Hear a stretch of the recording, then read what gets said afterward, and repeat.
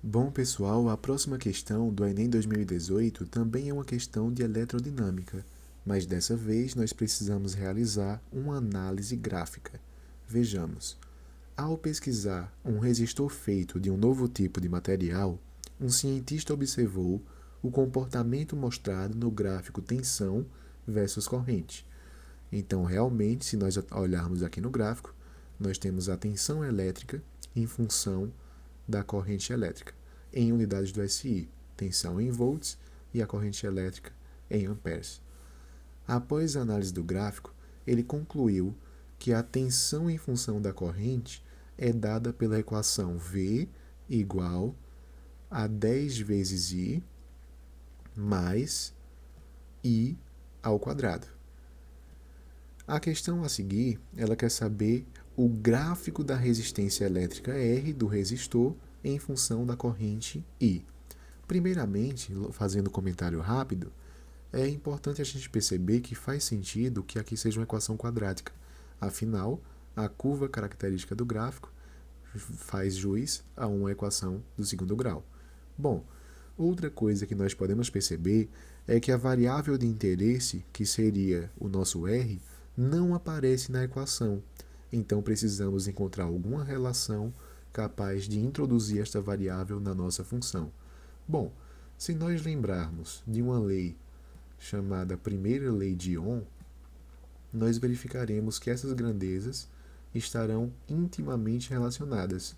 Afinal, a corrente elétrica seria a tensão elétrica, que podemos representar tanto por U como por V, dividida pela resistência elétrica, que é o nosso R. Se nós isolarmos esse V, ficaremos como produto de R vezes I. Agora que nós temos esta relação, nós podemos substituí-la em V na nossa função para que encontremos justamente R em função de I. Então ficaríamos com R vezes I igual a 10 vezes I mais I ao quadrado. Perceba também que todos os termos estão multiplicados pela corrente elétrica, então podemos dividi-la em toda a equação, o que fará com que o I sofra um corte em cada termo. Então, nossa função final ficaria como R é igual a 10 mais I.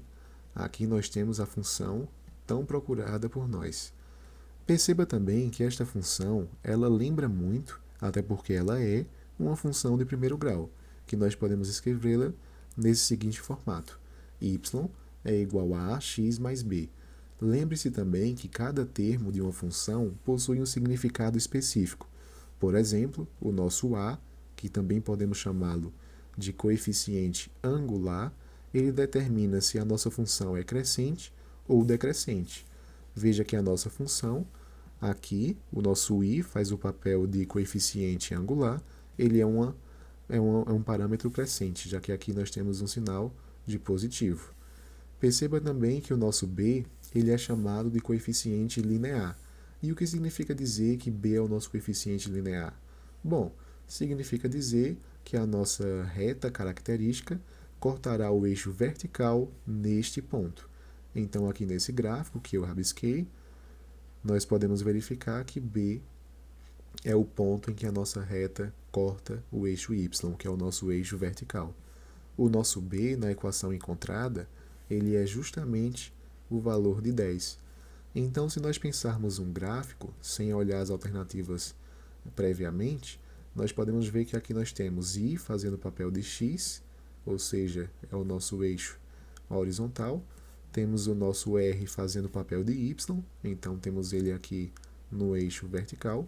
O nosso coeficiente linear é o nosso 10, então ele corta o gráfico nesta posição. E nós temos uma reta crescente a partir daí.